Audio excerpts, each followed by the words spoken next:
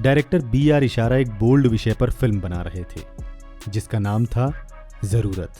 ये फिल्म उस समय के हिसाब से काफ़ी बोल्ड मानी जाती है और उन्हें इसके लिए नए चेहरों की तलाश थी। उनकी ये तलाश रीना रॉय और डैनी डेंजोप्पा पर आकर ख़त्म हुई। ये फिल्म दोनों के करियर का एक अहम पड़ाव थी। दोनों नए थे, दोनों में कुछ कर गुजरने का जज्बा था, लेकिन एक दूसरे से पूरी तरह अनजान थे। फिल्म ज़रूरत की शूटिंग बेंगलोर में होनी थी और पूरी यूनिट को मुंबई से बेंगलोर जाना था। उस जमाने में आज की तरह फ्लाइट्स का चलन आम नहीं था और लंबे सफ़र गाड़ियों से ही होते थे। एक कार में रीना रॉय अपनी माँ और बहन के साथ बैठी थीं। रीना उस वक्त बहुत छोटी थी, शायद थोड़ी घबराई हुई थी और माँ का साथ उन्हें हिम्मत दे रहा था। उसी कार में आगे ड्राइवर के साथ वाली सीट पर डैनी डेंजोप्पा भी बैठे हुए थे। सफ़र लंबा था और सब अपनी अपनी सोच में डूबे थे। डैनी, जो स्वभाव से थोड़े शांत और गंभीर थे, चुपचाप बाहर देख रहे थे। उन्होंने आंखों पर एक बड़ा सा काला चश्मा लगाया हुआ था जिसने उनके चेहरे को और ज्यादा रहस्यमयी बना दिया था। पीछे बैठी रीना और उनका परिवार उन्हें देख रहा था, पर किसी ने कोई बात नहीं की। रीना के मन में शायद यही चल रहा था कि यह अजीब सा दिखने वाला शख्स कौन है जिसके साथ उन्हें अपनी पहली फिल्म करनी है। कार बेंगलोर की ओर बढ़ रही थी और साथ ही वो घड़ी भी नजदीक आ रही थी जो एक मजेदार किस्सा बनाने वाली थी। रास्ते में कार एक रेस्टोरेंट के बाहर रुकी ताकि सब लोग कुछ खा पी सकें। पूरी टीम कार से उतरी और अंदर एक टेबल पर बैठ गई। माहौल बिल्कुल सामान्य था, सब अपने अपने लिए ऑर्डर दे रहे थे।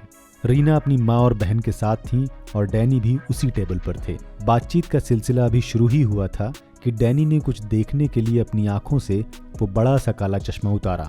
जैसे ही डैनी ने चश्मा हटाया, रीना की नज़र सीधा उनकी आंखों पर पड़ी। डैनी की आंखें, जो उनके सिक्किमी होने की वजह से थोड़ी छोटी और अलग थीं, उन्हें देखकर रीना बुरी तरह चौंक गईं। वो अपनी हैरानी रोक नहीं पाईं और सबके सामने जोर से चिल्लाईं, अरे ये तो चाइनीज़ है। एक पल के लिए पूरे रेस्टोरेंट में सन्नाटा छा गया।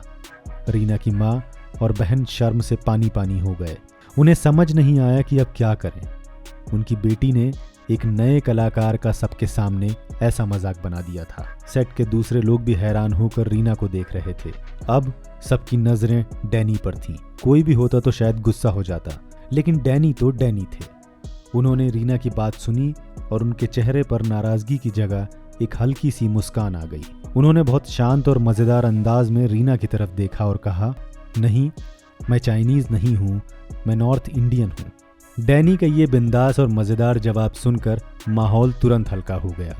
रीना को अपनी गलती का एहसास हुआ और वो बेहद शर्मिंदा थी।